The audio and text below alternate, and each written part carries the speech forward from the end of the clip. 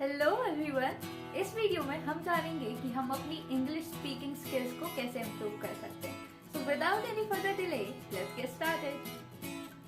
So now let's have a look to the things that we can do, or let's have a look to the 5 or 6 habits that you can use for improving your English speaking skills. So first things first, we have to start reading. English को पढ़ना start कीजिए.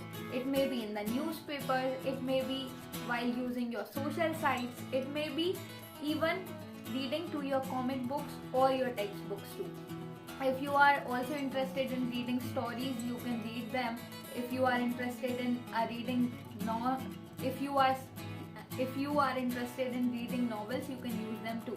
Because यहाँ से आप लोगों को English के sentence formation पता चलता है, and this is the thing that forms the basis of your English. Because हम लोगों को बहुत सारी चीजें आती हैं, बहुत सारे वर्ड्स आते हैं, एंड बहुत सारी ऐसी चीजें हैं जो हम लोग जानते हैं, बट हम लोग फिर भी हेजिटेट होते हैं क्योंकि हमें नॉर्मल सेंटेंसेस फॉर्मेशन नहीं आता है. So by reading the stories and by reading novels and reading the newspaper और articles, you will get to know about the common sentences that we use. आप डेली लाइफ में जो भी sentences use करते हैं, इन जगहों से आपको वो सारी चीजें सुनने को मिलेंगी. So for starting any new habit, और for example here we are starting the reading habit, आप लोगों को दिन में सिर्फ और सिर्फ 10 या 20 मिनट देने हैं. और आप क्या कर सकते हैं कि हर रोज आपको एक शॉर्ट आर्टिकल, या फिर हर रोज आपको स्टोरी के कुछ 1-2 पेज, या फिर आपको किसी भी एक बुक का एक पेज कंप्लीट करना है. बाय डूइंग दैट आपको उस पेज से नए वर्ड्स को छांटना है या नए वर्ड्स को सेपरेट करके अलग करना है,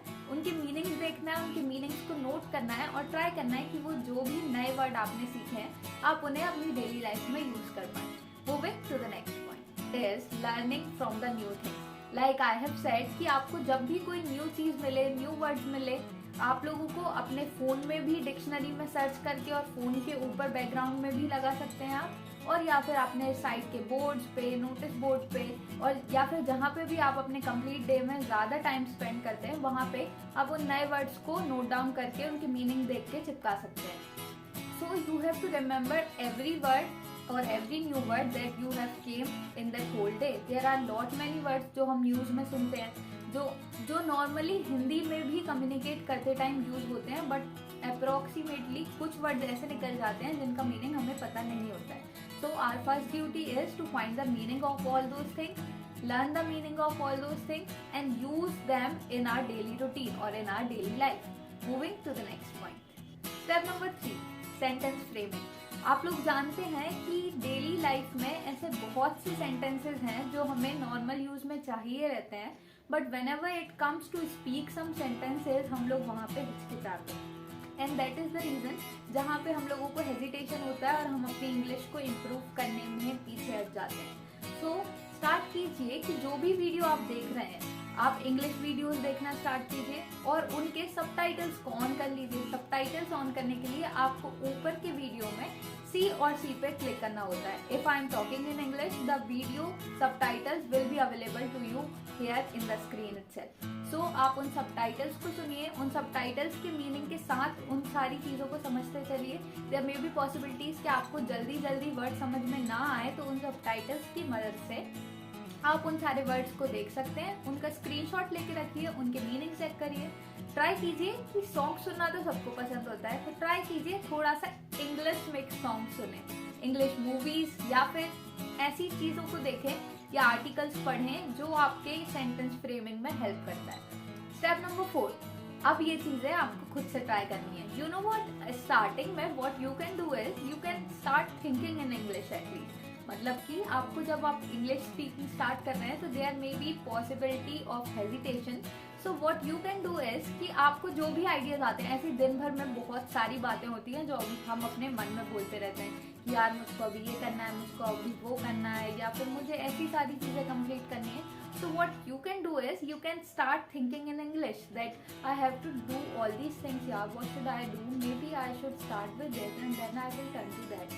And this is the thing that you can use in your daily life and you can use in your daily life.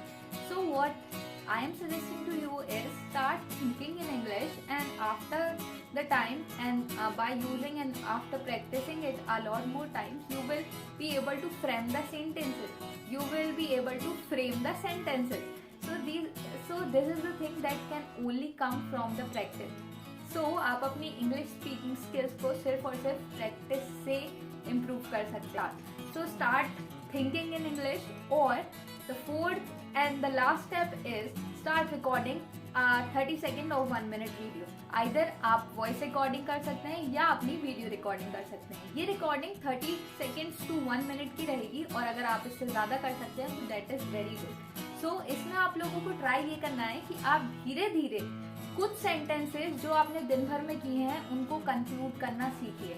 जैसे I woke up at this time and then I did my breakfast and after doing that I move to this thing and then I found a very interesting thing and then I moved to recording a video. I wrote it down the script after